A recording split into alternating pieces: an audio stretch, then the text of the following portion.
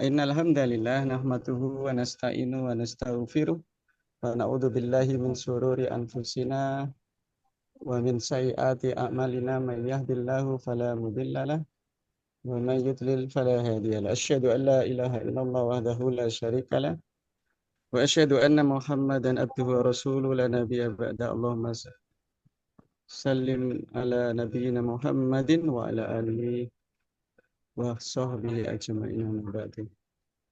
قال الله تعالى في الكتاب الكريم أعوذ بالله من الشيطان الرجيم بسم الله الرحمن الرحيم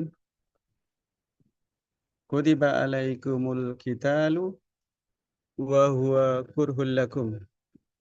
Alhamdulillah pada kesempatan malam hari ini syukur alhamdulillah saya diundang untuk acara LKOP. Alhamdulillah ini saya diberi kesempatan untuk berbicara, dan kesempatan berbicara tidak boleh ditolak karena kesempatan bicara itu adalah kesempatan di dalam kita menyampaikan fikroh atau pemikiran. Kalau kemudian tidak boleh berbicara, tentu fikroh itu tidak akan sampai. Ya, berkaitan dengan persoalan Palestina. Ya, ini kalau konteksnya sebagai seorang guru, ya, sebagai seorang guru pendidik di pendidikan menengah, nah kita harus menempatkan pemahaman tentang kepada Gen Z kita, ya, Gen Z kita itu bahwa persoalan Palestina itu adalah persoalan keumatan, di samping persoalan ada persoalan-persoalan nasional. Karena kalau di pembelajaran pendidikan menengah kita itu kan menempatkan persoalan nasional itu sebagai sentra atau pokok pembahasan, sementara persoalan tentang politik internasional seperti ini jarang dikupas, ya, jarang dikupas oleh guru-guru sejarah di pendidikan menengah.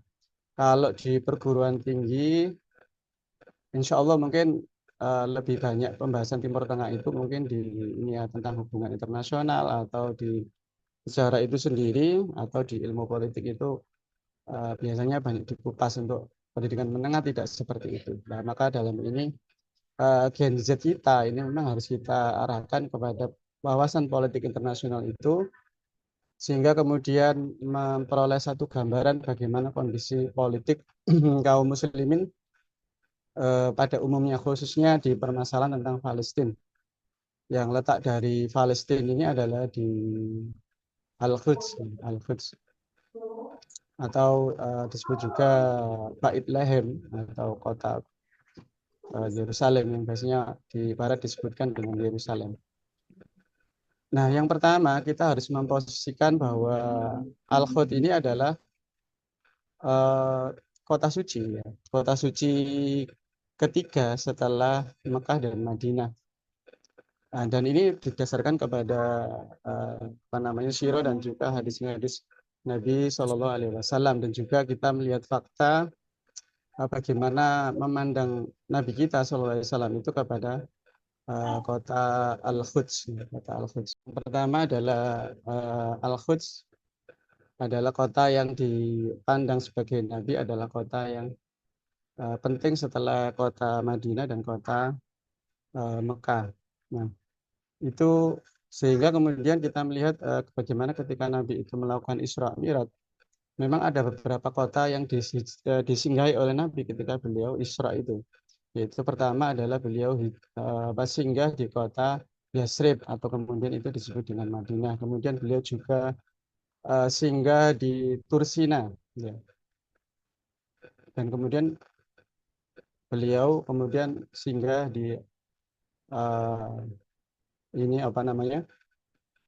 Al-Quds, yaitu di Masjid Baitul Maqdis, di mana ketika beliau singgah di Baitul Maqdis itu bertemu dengan para nabi, Nabi Ibrahim, Nabi Isa alaihissalam, dan nabi-nabi yang lain, dan beliau ketika itu memimpin sholat fardu. Jadi ketika itu beliau memimpin sholat fardu di Baitul Maqdis, dan itu menjadi eh, pertanda ya dalam sirah Nabawiyah itu yang ada dalam sirah Ibnu Hisam ya, penjelasan bahwa secara politik bahwa beliau ketika memimpin sholat fardu itu menandakan bahwa beliau itu menjadi pemimpin umat Islam setelah bangsa Yahudi dan setelah kaum Nasrani itu melakukan kezaliman terhadap hukum Allah. Nah, itu yang harus kita lihat latar belakangnya. Maka posisi Al-Quds ini menjadi sangat penting ya, bagi kaum muslimin tanah disucikan. Dan itu dibuktikan ketika ini pejuang Chechen ya, masuk ke Suriah. Maka ketika itu pejuang Chechen itu melepas alas kakinya. Nah, itu membuktikan juga bahwa kaum muslimin itu betul-betul menjadikan Al-Quds itu sebagai kota yang penting. Jadi wilayah Sam itu memang membentang antara ini mulai dari Palestina, kemudian Yordan, kemudian Lebanon. Nah, itu masuk dalam wilayah Palestina, wilayah Al-Quds dalam hal ini. Nah, itu yang pertama latar belakang kenapa kaum muslim itu memandang penting dari Al-Quds ini. Kemudian kalau kita melihat dari sisi bagaimana Nabi Shallallahu Alaihi Wasallam, ya, Nabi Shallallahu Alaihi Wasallam dan bersama para sahabat. Ya. Jadi ketika Nabi itu apa namanya hijrah, ya. Nabi ketika itu hijrah dari Mekah dan Madinah, ya.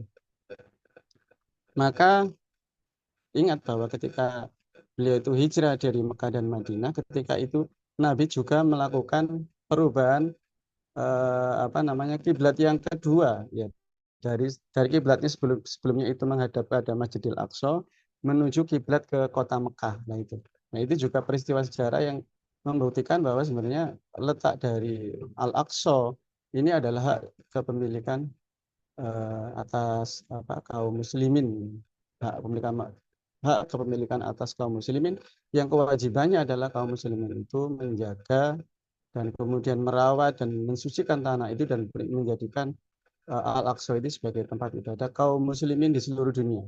Ya, tidak kemudian justru ini jatuh ke tangan imperialis penjajah dalam hal ini Amerika Serikat dan menjadikan kaki tangan Yahudi itu bercokol di sana.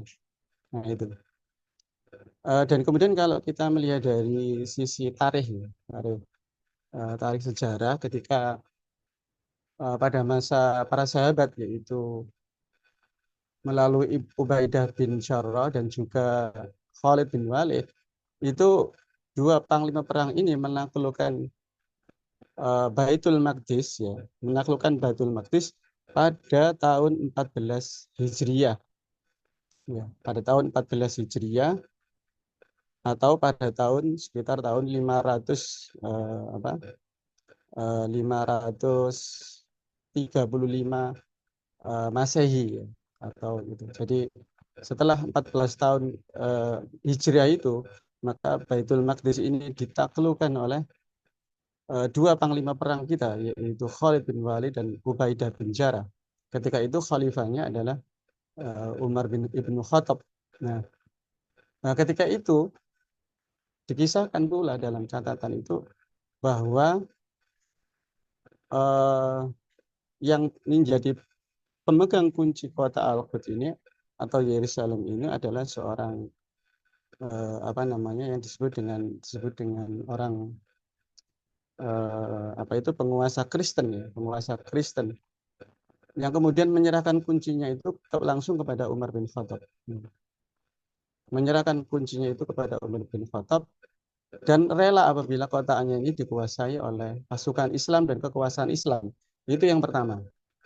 Walaupun kemudian setelah beberapa masa kemudian kekuasaan Al-Quds ini kemudian jatuh lagi ke tangan asing melalui pasukan salib.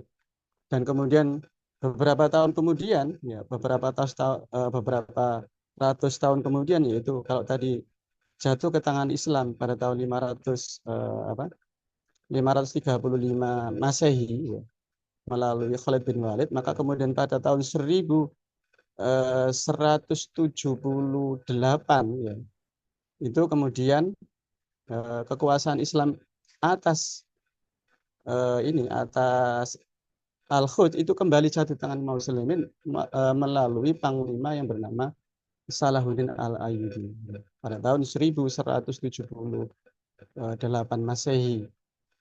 Panglima Salahuddin Al-Ayyubi itu bisa menaklukkan kembali Yerusalem dan itu jatuh ke tangan kaum muslimin.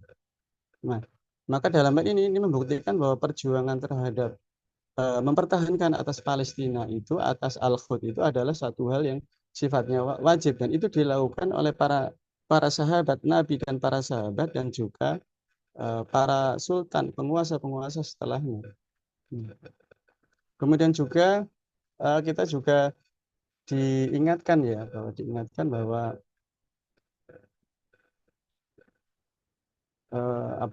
jatuhnya Al-Quds ini di tangan pasukan salib ini menandakan bahwa lemahnya lemahnya bagaimana Islam itu di dalam menjaga wilayah-wilayahnya ketika pada tahun 28 Maret ya, 28 Maret 1924 runtuhnya kekhilafahan Turki Utsmani yang itu sebenarnya diawali juga dengan masuknya orang-orang Yahudi ya, orang-orang Yahudi yang dimasukkan oleh Inggris melalui kaki tangan Inggris dimasukkan ke dalam wilayah Palestina dan masuknya kaum misionaris yang mereka itu mendirikan rumah sakit, mendirikan sekolah-sekolah dan kegiatan sosial yang justru disitulah masuknya Sakofa Barat ya, memasukkan Sakofa Barat sehingga kemudian menggerogoti kekuasaan Daulah Utsmani sehingga Daulah Utsmani itu pada tanggal 28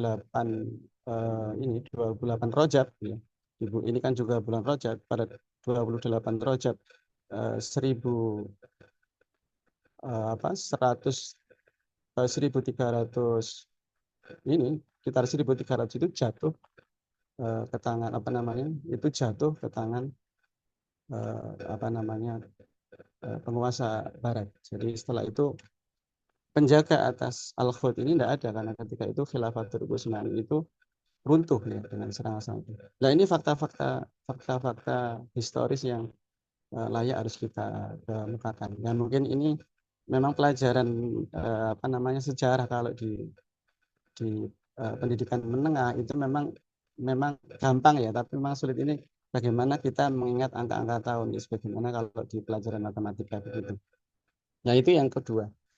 Nah kemudian kita lihat fakta sekarang setelah runtuhnya Turki Utsmani pada 4 Maret 1924 itu.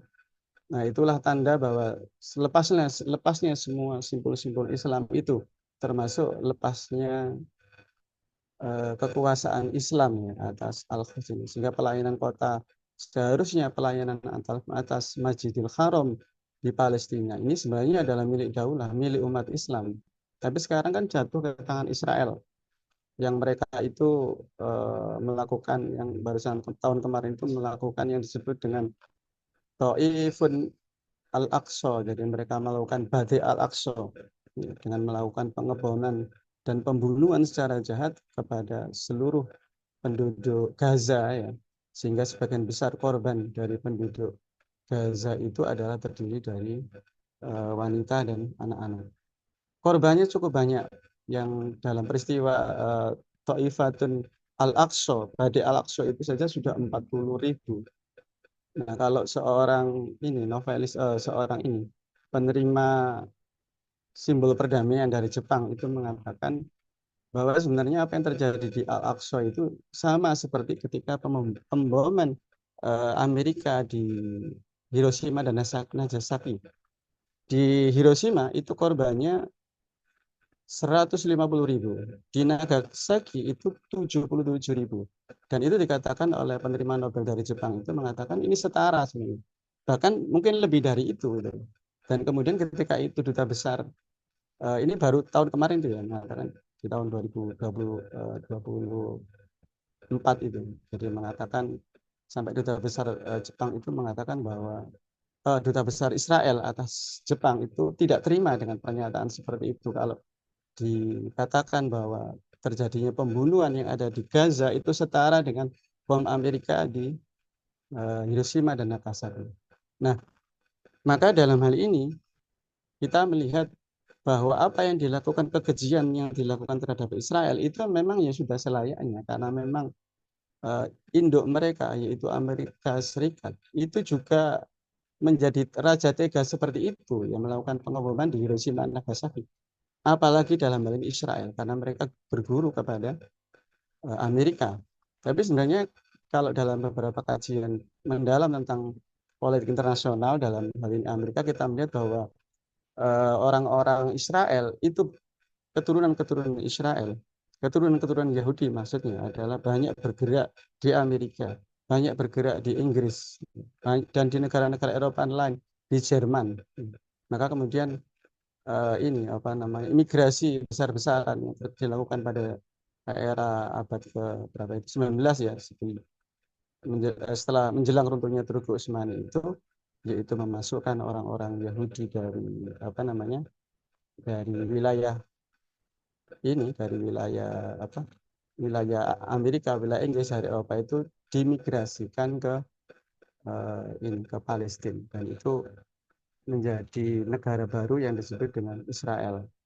Sehingga kita melihat wilayah Al-Quds itu sudah dipecah belah, sudah ya, menjadi Jordan, menjadi Lebanon, menjadi Palestina, dan satu lagi yaitu Israel. Sehingga wilayah kaum muslimin ini semakin terpecah belah.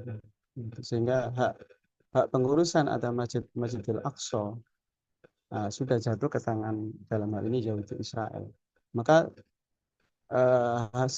selayaknya maka kaum muslimin itu seharusnya melakukan ini satu tindakan pembelaan. Dan pada malam hari ini kita menyampaikan apa namanya, hujah-hujah kita, argumen-argumen kita itu dalam rangka bahwa kita memberikan pemahaman kepada manusia, kepada umat, bahwa ini adalah persoalan kaum muslimin dan ini harus diselesaikan dengan kekuatan. Yang pertama adalah kekuatan fikroh, kekuatan pemikiran. Yang kedua adalah kekuatan ukhuwah di antara kaum muslimin, menyatukan bahwa antara muslim satu dengan muslim yang lain itu adalah bersaudara. Sehingga kemudian ini menggerakkan, dan ketiga adalah ini seharusnya adalah kekuatan militer yang bergerak. Memang bantuan-bantuan kita ya bantuan obat, bantuan pakaian, makanan, termasuk dokter-dokter itu memang dikirim ke sana. Tapi tetap itu adalah sifatnya itu sementara, maka seharusnya bantuan yang lebih konkret untuk mencegah kejahatan yang dilakukan oleh Amerika dan Yahudi yang saling bekerja sama itu adalah bantuan militer. Karena saat ini saja itu ada sekitar ini apa namanya itu, sekitar 1.100 pasukan kita yang ada di Lebanon, dan ini dekat ini sekali. Sudah disam pasukan kita itu. Jadi pasukan TNI kita itu ada 1.100 yang di Lebanon. Malaysia juga hampir tidak jauh dari itu, sekitar 800-an. Ada pasukan di sana. Sehingga kemudian kalau ada seorang pangeran Arab Saudi, Pangeran Faisal bin Saud kalau nggak salah itu ya, itu dulu panglima pasukan, panglima Teluk. Dia mengatakan bahwa untuk menghadapi Saddam Hussein di Irak saja, dia itu bisa ini mengkongsikan ya, atau menserikatkan pasukan-pasukan yang ada di Timur Tengah, Kuwait, ya, Kuwait, kemudian juga pasukan dari Mesir, pasukan dari Lebanon, pasukan dari Yordania, UEA, Arab Saudi, untuk bersama-sama melawan ini Irak yang ketika itu menduduki Kuwait dalam perang Teluk itu, dalam perang Teluk, perang gurun, ya, ketika pada masa Saddam Hussein itu. Nah, dan dia juga mengatakan ketika itu, Faisal bin Saud itu mengatakan bahwa negeri-negeri yang jauh juga punya potensi, walaupun katanya itu militernya lemah. Bangladesh punya kekuatan, Malaysia punya kekuatan walaupun lemah. Nah, Indonesia ternyata kita punya pasukan, ya, punya pasukan yang itu ada di Lebanon. Seharusnya ini yang digerakkan untuk bisa menaklukkan Yahudi di Lebanon. Dan kekuatan militer kita, ya, kekuatan militer kita itu termasuk 10 besar dunia. Indonesia itu 10 besar dunia kekuatan, termasuk angkatan lautnya. Karena kalau bertempur dengan dari negeri jauh ke Timur Dekat ya istilahnya ini kan Timur Dekat ya. Ya, apa Jazirah Arab itu Timur Dekat termasuk juga Assam ini kan termasuk Timur Dekat sementara kita ini Timur Jauh. Maka kalau dalam hal ini maka yang bergerak cepat adalah kekuatan laut kita harus dikirim. Maksudnya kita harus mengirimkan kapal perang kita yang di situ diisi pasukan yang kemudian itu bisa menaklukkan apa namanya menaklukkan kembali mengambil alih kembali kekuasaan Israel itu atas Palestina.